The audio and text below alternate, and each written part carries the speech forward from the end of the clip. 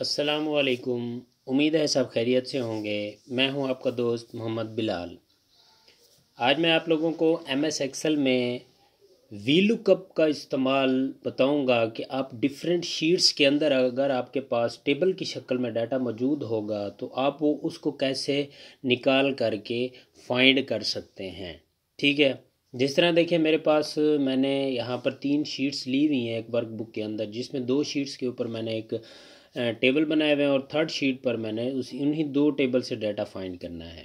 ठीक है, और उसमें कुछ आईडीज़ हैं, उनके नेम्स हैं, उनके बी कोड वगैरह हैं, सेलर नेम है और क्वांटिटीज़ हैं। ठीक है ना, प्रोडक्ट आइटम्स हैं। मैं ये चाहता हूँ कि जहाँ भी ये प्रोडक्ट आईडी उनमें से कोई भी प्रोडक्ट आईडी दूँ उसके अगेंस्ट सारा डाटा मेरे पास यहाँ आ जाए।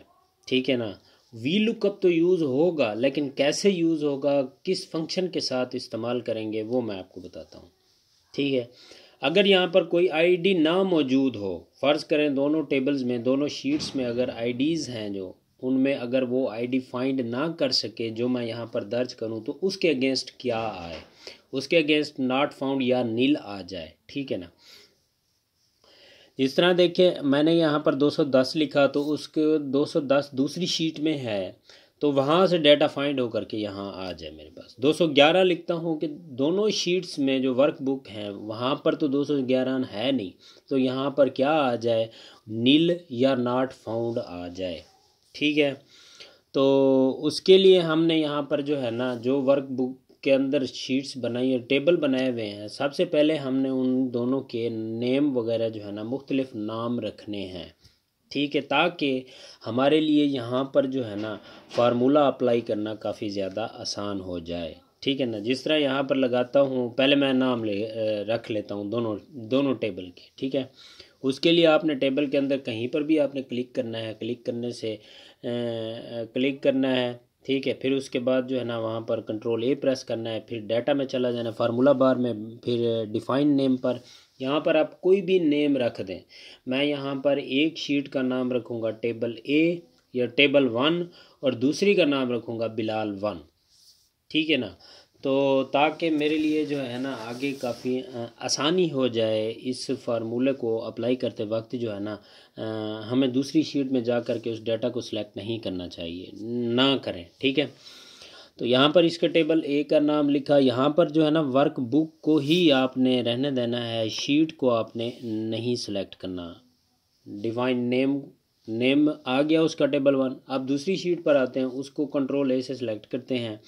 ठीक है ना, तो अब इसका नाम जो है ना बिलाल 1 रख के वर्कबुक को रहने देता हूँ।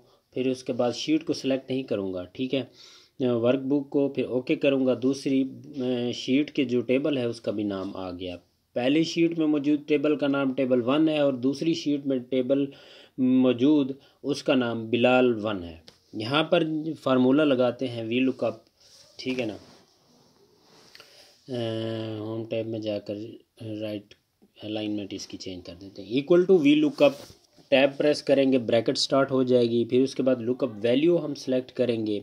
लुकअप वैल्यू जो है ना वो हमारी प्रोडक्ट आईडी ही होगी जिसके तहत हमने डाटा फाइंड करना है। ठीक है, equal to V lookup, bracket start की, वी लुकअप वैल्यू कॉमा लगाया। फिर उसके बाद अब यहाँ पर टेबल एरे मांग रहा है। टेबल एरे के लिए हम वहाँ जा कर के दोनों टेबल सेलेक्ट करेंगे। नहीं, टेबल एरे के लिए हमने यहाँ पर जो है ना फार्मूला अप्लाई कर देना है। कौन सा, कि जो हमें हमारे पास टेबल दोनों मौजूद है ना, उसके लिए हमने क्या यहाँ पर लगाना है, टेबल एरे की जगह इफ़ का फंक्शन लगा देना है। ठीक है ना, इफ़ का फंक्शन लगाएंगे, टैब प्रेस करेंगे, ब्रैकेट स्टार्ट हो जाएगी। यहाँ पर हमने वैल्यू ये दी है, अगर ये जो हम फाइंड कर रहे हैं वैल्यू उससे कम, लेस देन या इक्वल टू 205 हो। पहले टेबल में हमारा 201 से 205 तक का डाटा है। इस सेल में जो हम आईडी लिखेंगे वो 205 के बराबर या लेस देन हो तो टेबल 1 है, अदरवाइज बिलाल 1 के नाम पर जो टेबल बना हुआ है वो आ जाए। ठीक है ना, यानी कि जो हम आईडी फाइंड करेंगे वो अगर 205 के बराबर या कम है तो वो टेबल 1 में से डाटा उठा ले, अदरवाइज टेबल 2 जो है हमारे पास बिलाल 1 के नाम से, वहाँ से डाटा उठा करके यहाँ हमें दे दे। ब्रैकेट क्लोज करके फिर लगा देंगे कॉमा। कॉमा लगाने के बाद यहाँ पर हमसे वो कॉलम इंडेक्स नंबर मांग रहा है। अगर हम यहाँ पर कॉलम इंडेक्स नंबर 2 देते हैं तो फिर वो उसके लिए हमें जो है ना ड्रैग करेंगे तो हमारा डाटा जो है ना वो एक्चुअल यानी कि फाइंड नहीं होगा। उसके लिए हमने कॉलम का फंक्शन अप्लाई करना है। उसमें से जो पहले कहीं से भी 2 कॉलम सेलेक्ट कर लेने हैं, उसमें जो पहला कॉलम होगा उसको फ्रीज़ करना है, और हाँ जो जो आपने सेल सेलेक्ट किए उसको भी फ्रीज़ करना है, ठीक है ना। फिर एग्जैक्ट मैच के लिए 0 प्रेस करके एंटर प्रेस करेंगे। यहाँ पर NA एरर आ रहा है क्योंकि हमने कोई आईडी नहीं दी हुई। हम आईडी देते हैं तो 204 के अगेंस्ट लैपटॉप स्टैंड है, तो यहाँ पर भी लैपटॉप स्टैंड आ गया। अब 2010 जो दूसरी शीट में मौजूद है कीबोर्ड आ गया। अब दूसरी शीट में मौजूद 210 के अगेंस्ट जा कर के देखते हैं प्रोडक्ट नेम कीबोर्ड है, ठीक है। अब हम इस फार्मूले को ड्रैग करेंगे तो वो उसके आगे वाला भी डाटा जो होगा वो भी फाइंड करके हमें दे देगा। अब हम यहाँ पर कोई सी भी आईडी दे दें, टेबल 1 में से दें या टेबल 2 में से, टेबल यानी कि शीट 1 की दें या शीट 1 में मौजूद जो टेबल है उसमें से दें या 2 में से दें, उसके अगेंस्ट वो डाटा उठा करके दे देगा हमें, ठीक है। अब हम आ जाते हैं अपने नेक्स्ट उस पर कि अगर ये जो हमारे दोनों शीट्स में टेबल मौजूद हैं उनमें से अगर कोई ऐसी आईडी हम दें जो इन दोनों में मौजूद ना हो, तो वो बजाय NA एरर देने के हमें बता दे कि वो इसमें मौजूद नहीं है। जिस तरह देखें मैंने यहाँ 211 लिखा तो 204 लिखता हूँ तो वो उसको डाटा दे देता है, 211 लिखता हूँ तो NA एरर दे देता है। उसके लिए हमने इफ़ एरर का फंक्शन यूज़ करना है, टैब प्रेस करना है, फिर एंड पर जा करके कॉमा लगा करके इन्वर्टेड कॉमास में या तो नील लिख दें या नॉट फाउंड लिख दें, ठीक है ना।